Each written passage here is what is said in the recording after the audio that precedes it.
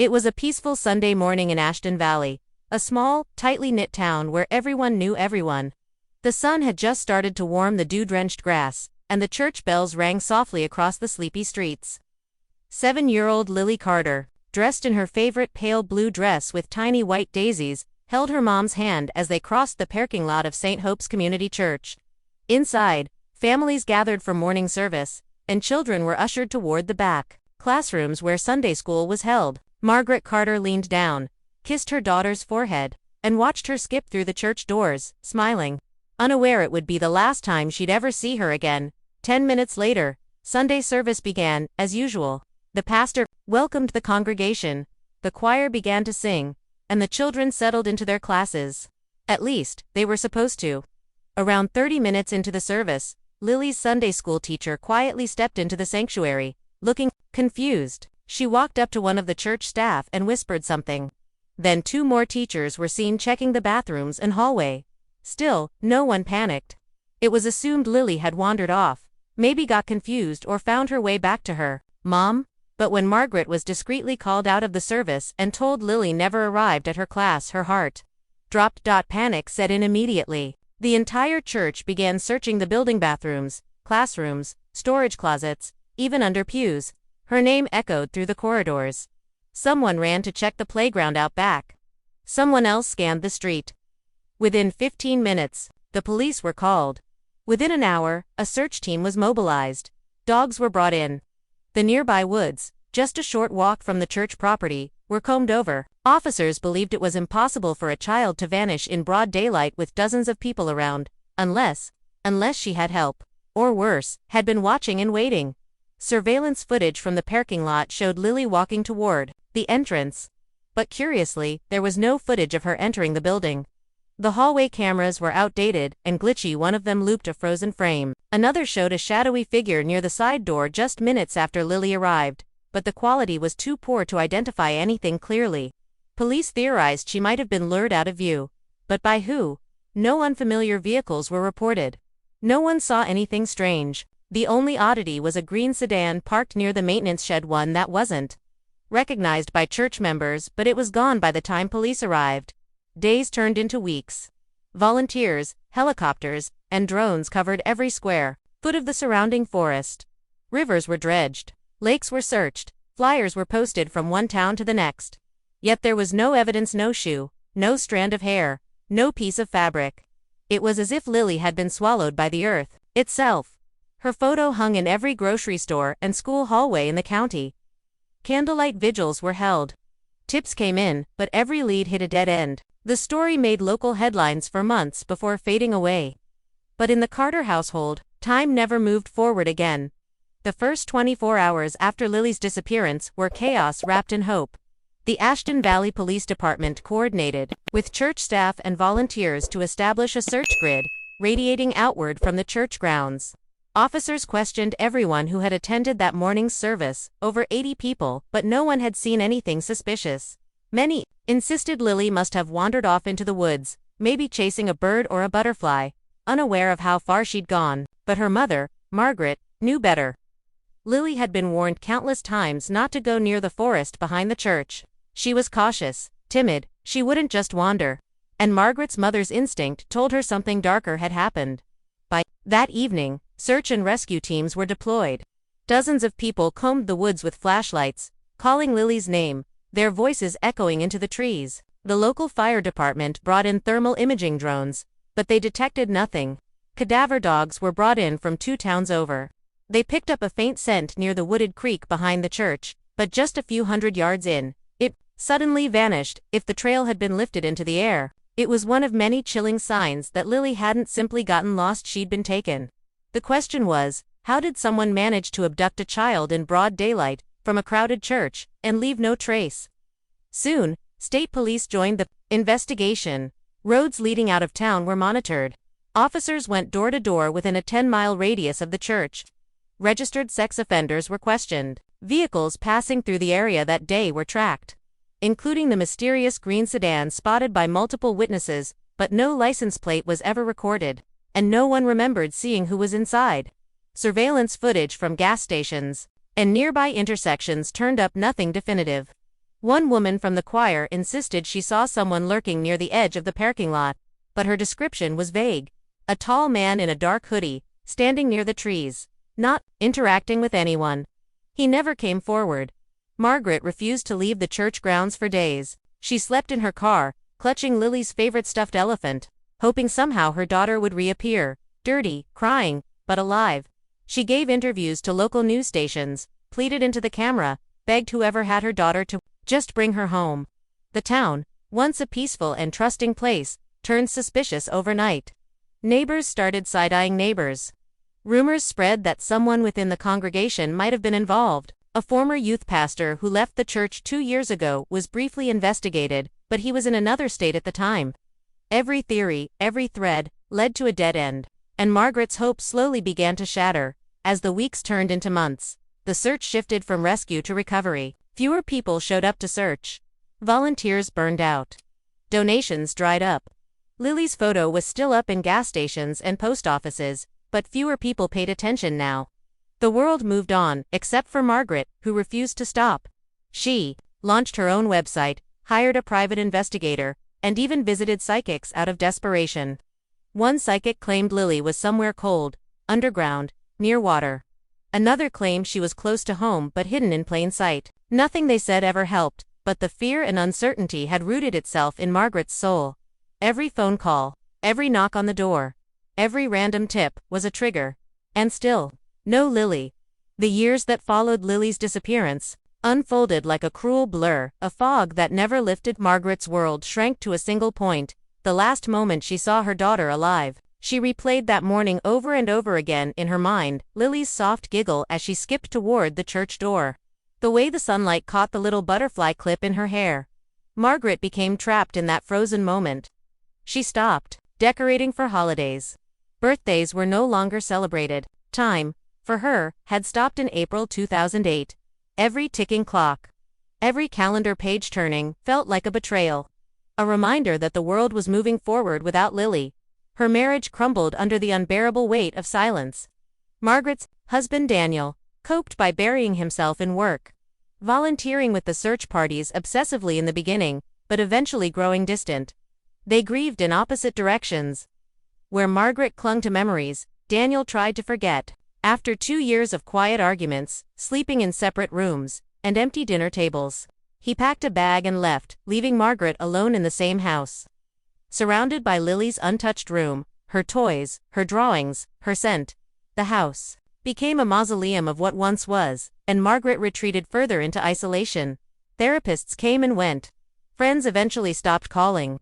Neighbors, once supportive and sympathetic, avoided her eyes in grocery store aisles. She couldn't blame them. How do you talk to someone whose grief has no end? Margaret began talking to Lily aloud at night, as if she were still in the room. She'd read her bedtime stories. She'd leave her favorite cereal out in the morning. At first, it was a coping mechanism. But over time, it blurred into obsession. Margaret couldn't accept that Lily might be gone forever. Somewhere deep inside, a voice whispered that her daughter was still alive, just waiting to be found. Every year on Lily's birthday, Margaret would return to St. Hope's Church, now half its former size and struggling to stay open. She'd light a single candle and place it on the church steps just after sunset. Standing silently with a photo of Lily pressed to her chest, people occasionally joined her, the first few years old friends, community members, but soon, it was only Margaret. She didn't care. She wasn't doing it for them. She was doing it for Lily, for the promise she made to never stop searching. But by the 10th anniversary, something inside her broke. It wasn't just sorrow anymore. It was exhaustion, physical, emotional, spiritual. She couldn't carry the weight much longer. That's when her therapist, one of the few she still saw regularly, suggested something drastic. You need to disconnect, Margaret, she had said gently, not to forget, but to heal. Even if it's temporary, go somewhere peaceful. Somewhere far. Somewhere you and Lily always dreamed of going. At first, the idea made Margaret furious. How could she think of herself when Lily might still be out there? But a strange thought crept into her mind that night. Lily always wanted to see the mountains. They used to talk about hiking the Whistler Pines when she got older. Maybe going there would bring her closer. Maybe that's where the silence would finally speak. Margaret arrived. At the Whistler Pines trailhead just before dusk. The long, winding road leading into the mountains was barely paved, with only a few rusted signs and faded trail markers guiding her path. The rental cabin she had chosen was deliberately remote, perched on a slope surrounded by towering pine trees, miles from the nearest town. The silence was immediate and overwhelming. No traffic. No phones ringing. No sirens, just wind weaving through the branches and the distant call of birds settling in for the night. It was the kind of silence most people would find peaceful, but for Margaret, it felt unnervingly loud. Still, she unpacked her things and forced herself to sit on the porch, watching the sky turn purple behind the treetops. That first night, Margaret couldn't sleep. The quiet seemed to press against the walls of the cabin. Every creak of the wooden floorboards, every pop from the stone fireplace, felt too sharp to alive. Around midnight, as she lay staring at the ceiling, she heard something. A faint sound outside, soft, rhythmic, almost like humming. At first, she thought it might be the wind catching something on the porch. But as she sat up and strained to listen, she felt her heart stutter. The melody was familiar. It was a hymn, one Lily used to sing at Sunday school. "This Little Light of Mine." Margaret rushed to the window and peered out into the darkness. Nothing, just shadows dancing across the trees. She told herself, it was in her head, grief playing cruel tricks again. The next day, she hiked the nearby trail to clear her thoughts. She didn't bring a map. She didn't need one. She followed her instincts, walking deeper into the forest than she had planned. The trees here felt older, their bark dark and split, their branches tangled like fingers reaching toward the sky. She found a small clearing and sat for a while, breathing in the cold mountain air. That's when she noticed something odd. A rusted tin can hanging from a low branch by a frayed piece of red ribbon. It swayed gently, although there was no breeze. She walked over, looked inside, empty, but scratched into the bark of the tree beside it was something strange, a child's name, half-faded LC. That night, she locked the cabin door and pushed a chair in front of it. She told herself it was just anxiety. Nothing had happened, but her mind kept circling back to the hymn, the tin can, the initials. That was too much to be coincidence. Just before bed, she opened the old suitcase she had brought, the one she hadn't touched in years. Inside was Lily's scrapbook. She flipped through the pages until she found a drawing Lily had made when she was 6, a cabin surrounded by tall trees and a circle of stars. Lily had titled it The Secret Place. Margaret had dismissed it as a fantasy at the time, something imagined, but looking at it now, it sent a shiver down her spine. The cabin in the drawing looked eerily like the one she was staying in. By the third night, Margaret was no longer sure if she was here to heal or to find something, or someone. The forest seemed to be breathing, shifting slightly around her, revealing things only she was meant to see. Scratched symbols on tree trunks. Small piles of pebbles arranged in circles. Even the wildlife had grown distant. No birds chirped near her cabin. No deer wandered past. It was as if the forest was watching, waiting. And as Margaret stared into the darkness beyond her porch light, she could feel it in her bones. She wasn't alone out here. On the fourth morning, Margaret set out earlier than usual. She hadn't slept. The humming hadn't returned. But now it didn't need to. Something was pulling her deeper into the woods, like an invisible thread tugging at her spine. She followed a narrow trail not marked on any map, one she'd noticed the day before but hadn't dared explore. It twisted sharply through thick trees, over moss-covered rocks and long-forgotten footpaths. It didn't feel like a hiking trail. It felt intentional, as if someone had walked it over and over until the forest gave in. She moved in silence, heart pounding, eyes scanning every tree trunk, every branch, every shadow. After nearly an hour of hiking, the forest suddenly opened up into a circular clearing, as if nature had paused and pulled back. In the center stood a large ancient tree, its bark thick, gray, and deeply ridged, like the skin of something old and alive. Margaret approached slowly. Her eyes were drawn to a section of the trunk where the bark had been carved away. At first, she thought it was graffiti, but the deeper she looked, the more her knees weakened. There, scrawled into the wood in childlike, uneven handwriting, were the letters, LC 2009. Her breath caught, LC Lily Carter, and the year, 2009. A year after she vanished. Below the initials were 5 words, carved, smaller, shakier, but still legible. Still here, still waiting. Margaret stumbled backward, nearly tripping over a gnarled root. The world around her seemed to spin. She clutched the tree for balance, trying to process what she was seeing. It couldn't be real. It had to be a sick joke, but who would carve her missing daughter's name out here, in the middle of nowhere? And those words, they weren't something a stranger would think to write. It felt personal, direct, almost like a message. To her. Margaret ran her fingers over the carved letters, and the bark crumbled slightly under her touch. It wasn't fresh, it had been here for years. As she circled the tree, her eyes caught more markings. Small, faint symbols were etched into nearby trunks, spirals, triangles, and stick figures. Some of them were marked with tiny handprints, smudged into the bark using what looked like charcoal or ash. Beneath one of the trees, she found a tattered, water-damaged sock, child-sized with a faded cartoon bear. Her stomach twisted. It was the same kind of sock Lily used to wear. Her instinct screamed at her to go back, to leave the forest now, but another part of her, the mother in her, refused to turn away.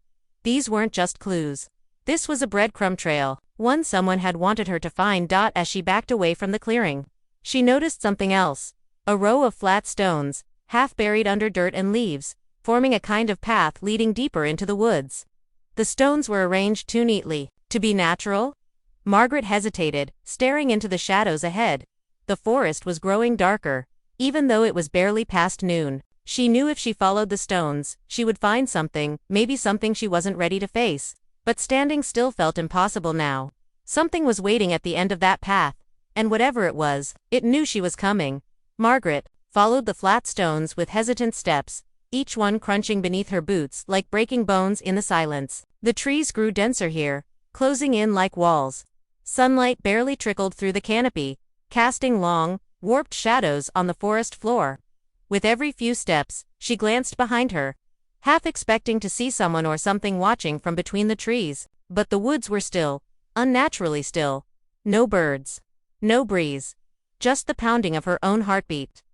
The path eventually narrowed into a shallow ravine lined with ferns and decaying logs. And then, just as she was beginning to doubt herself, she saw it. Half buried under layers of moss, leaves, and tangled roots was a metal hatch. Almost completely hidden beneath the forest floor. Its edges were rusted and crusted with dirt, but its center had been wiped clean, as if someone had touched it recently. There was no handle, only a small, circular indentation, like a lock or pressure seal. Margaret crouched beside it, brushing away more of the forest debris. That's when she saw them. Tiny fingerprints pressed into the grime. Small, fragile, human. Her breath caught in her throat. Her fingers trembled as she pressed into the center of the hatch. With a metallic groan, it released. A puff of stale, earthy air hissed upward as the hatch creaked open. Margaret recoiled at the smell. Dampness, old wood, something metallic and decaying. She grabbed her flashlight, clicked it on, and pointed it down into the darkness. A narrow ladder descended into a pitch-black tunnel. She hesitated. Every instinct told her to stop, to turn back, to find help. But that same quiet whisper in her mind, the one that had never let her give up, told her to go. So she placed her foot on the first rung and slowly climbed down, her flashlight trembling in her hand. The hatch door creaking closed above her. The tunnel was narrow, barely wide enough to stand. The walls were reinforced with wooden beams, some rotted and splintered. After several feet, the tunnel opened into a small underground chamber, maybe 10 by 10 feet. The floor was dirt, scattered with broken tiles and old blankets. In one corner sat a dusty music box, its lid open. Without warning, it began to play slowly, brokenly, the exact same hymn Margaret had heard from the woods that first night. "This little light of mine." Her hands covered her mouth as she stepped further in. On the walls were childlike drawings, stick figures, holding hands, a sun, a cabin, a girl with yellow hair standing next to a woman. Underneath one drawing were the words, "She's coming soon." In the opposite corner, she found a pile of canned food, some dating back over a decade, a child's cup, a threadbare sleeping bag, pieces of a broken doll. It looked like someone had been living down here, not just for days or weeks, but years. But whoever it was gone now. Or hiding. Margaret's light swept across the far wall and froze. Scratched into the concrete, just above a small wooden door frame, were the words, "Only she can open the next door." Her hand hovered near the handle. Her ears strained for sound. Behind the silence, she thought she heard something faint. Breathing, Margaret stood frozen in front of the small wooden door. Its frame crooked and old, like it had been built in haste by unskilled hands. Or maybe a child's. The words above it, "Only she can open the next door," seemed to stare back at her, etched deep and jagged, as if scratched by something desperate. She reached out slowly, her fingers brushing the edge of the handle. It wasn't locked. The wood felt strangely warm, as if someone had touched it not long ago. She hesitated again, flashlight flickering slightly. Her heart pounded in her ears. Every part of her body screamed that once she stepped through that door, nothing in her life would ever be the same again. With a breath so shallow it barely escaped her lips, she turned the handle. The door opened with a slow, painful groan, revealing a narrow corridor lit by faint yellow bulbs, some blinking, some burned out. The hallway was lined with shelves stacked with old canned goods, children's books, and more drawings taped to the walls. Some were newer, the crayon lines bolder, more recent. They showed strange scenes: a girl looking out through a trapdoor, a tall figure with no face standing by a tree, a cabin surrounded by eyes. At the far end of the corridor was another room dimly lit, just enough for Margaret to make out a small figure sitting perfectly still on a cot. The air thickened. Every breath Margaret took felt like it weighed more. She stepped forward, whispering, "Lily." The figure didn't move. "Lily, is that you?" she said again, this time with a trembling voice. As she moved closer, her flashlight caught the edges of the girl's pale face, blonde hair, thin frame, dirty clothes. A necklace around her neck, the same one Lily wore when she vanished. The little silver cross Margaret had given her on her 7th birthday. But before she could take another step, the girl spoke in a barely audible voice. "You finally came." The words were soft, hollow, as if they'd been rehearsed for years in the dark. Margaret staggered back. The voice was familiar, but different, aged by fear, warped by time. The girl slowly raised her head and looked at her. Her eyes were wide, terrified not of Margaret, but of something else, something unseen. "We have to go," the girl said quietly, urgently. "Before he comes back." Margaret's lips parted, but no words came out. Her body wouldn't move. Her brain was trying to make sense of it all. How was this possible? Who was he? Was this really Lily? So many questions slammed into her at once, but she didn't have time to ask any of them because then, from somewhere behind the corridor, came the sound of a door creaking open. Footsteps echoed, slow, deliberate, heavy, not running, not sneaking, just walking, as if whoever or whatever it was knew exactly where they were. The girl's body tensed. She clutched Margaret's hand tightly and whispered, "Please don't let him take me again." Margaret's skin went cold. Her flashlight flickered violently before going out entirely, plunging them into darkness. But even in the pitch black, she could feel it, that presence, looming just beyond the hallway. And then came a voice, mail.com/familiar. Too familiar. "Margaret," it said, almost gently, "I told you to stop looking." Margaret's breath caught in her throat. The voice, she hadn't heard it in over a decade. It didn't belong to a stranger, it belonged to Pastor Elijah Rowe, the same man who had comforted her the day Lily disappeared. The same man who had hugged her while others searched the woods. The man who had officiated her wedding, baptized her daughter, led the prayers. The man she had trusted most, and now, his voice was echoing through an underground tunnel no one was supposed to know existed. She turned, yanked Lily by the hand, and ran. The corridor twisted and narrowed as the footsteps behind them grew louder. Faster, but never rushed, as if he knew every turn by heart. They stumbled through a second hatch at the far end. One Margaret hadn't noticed when she arrived. It led to a steep incline, slick with mud and roots. They clawed their way upward, toward the faintest glow of light moonlight filtering through cracks above. As they reached the surface, Margaret threw the hatch closed behind them and jammed a broken tree limb through the handle. For now, it held. They collapsed in the clearing, breathless, hearts pounding. Lily wept silently into her mother's chest, her voice rasping out one final sentence. "He told me if you ever came, he'd take you instead." And deep beneath the ground, in the blackness of that bunker, a music box began to play. "This Little Light of Mine."